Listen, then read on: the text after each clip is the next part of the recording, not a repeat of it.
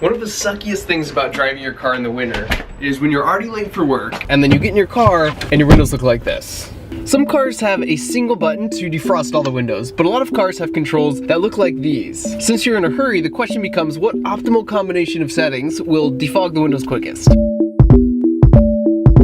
Lots of people just blast the windshield with hot air, but what if you use cold air? And should you be using recirculated air or air from outside? And does pushing the AC button or cracking the windows help speed things up? And if so, by how much? Recently, I had a disagreement with some friends about which combination of settings is best from a scientific standpoint. And if you look online, there are a bunch of different theories from self-proclaimed experts. So as a firm believer in the scientific method, I decided to test out my hypothesis.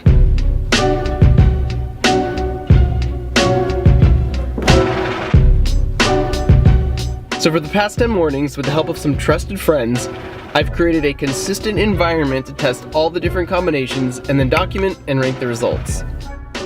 And the punchline is, I found there is in fact a specific combination of settings that will defog your windows in less than half the time.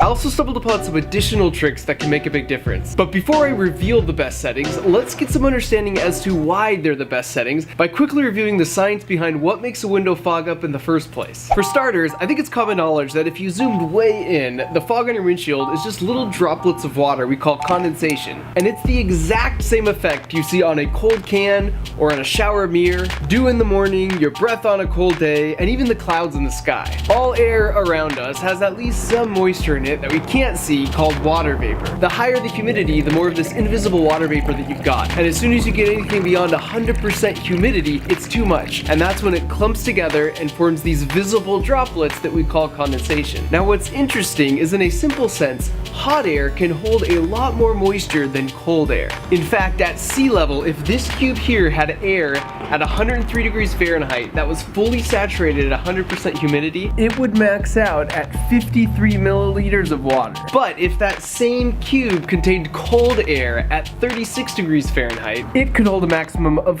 5 milliliters of water, which is 10 times less. Now, again, this is a simplification, but I find it's useful to visualize the air as a towel that can soak up moisture. How much moisture you can soak up is determined by two things: the size of the towel and how wet it is already when you start to try and wipe things up. The size of the towel represents the temperature of the air because, like we said, warm air can hold more water. And the initial wetness of the towel represents the initial humidity of the air. So low humidity is like a fairly dry towel that still has a lot of capacity to absorb. Using this, you can now visualize what's happening every time you see some form of condensation. On a cold soda, the air outside the can is really cold, so it's like a big damp towel that has been shrunken down so much that at some point, water comes out. In the shower, the air is warm, so it's a big towel, but it's so humid the towel is fully soaked, so it loses its ability to absorb and water comes out. In the morning, you see dew on the grass because, like the soda can, the towel has shrunk and water comes out. The same logic applies to clouds, or to fog, or to your breath on a really cold day. So for the air in your car to absorb the moisture on your windshield as fast as possible, we want a big, dry towel. Knowing that, it should make a ton of sense why my experiments showed that these 4 steps will defog your windows the fastest. Number 1, turn your heater on full blast. This is because, like we said, hot air can hold more moisture, so you're increasing the size of your towel.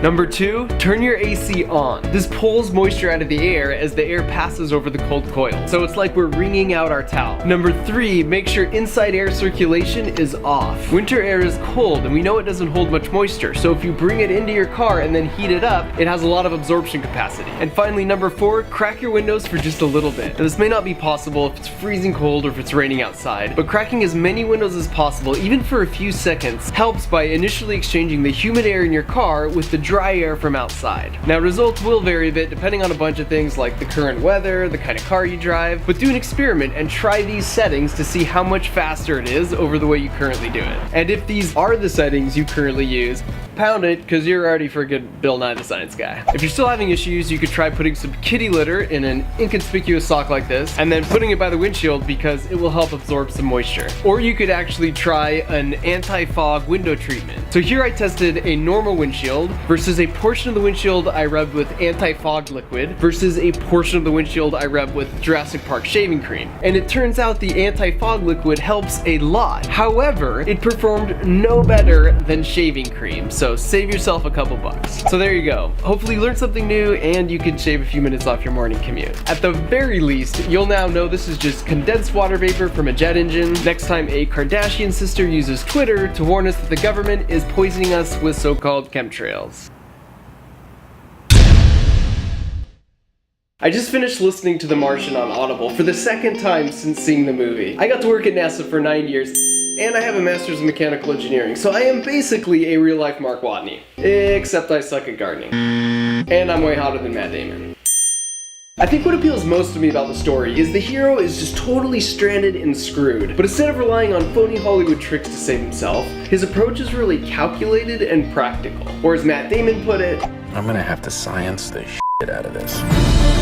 And in this case, the book is way better than the movie. So if you want to listen to The Martian or any audiobook for free, all you have to do is use the link in the description or go to audible.com/markrober. Obviously, I like Audible because they help support my videos, but I've truly been a customer of theirs for over 3 years just because I feel like they do it the best.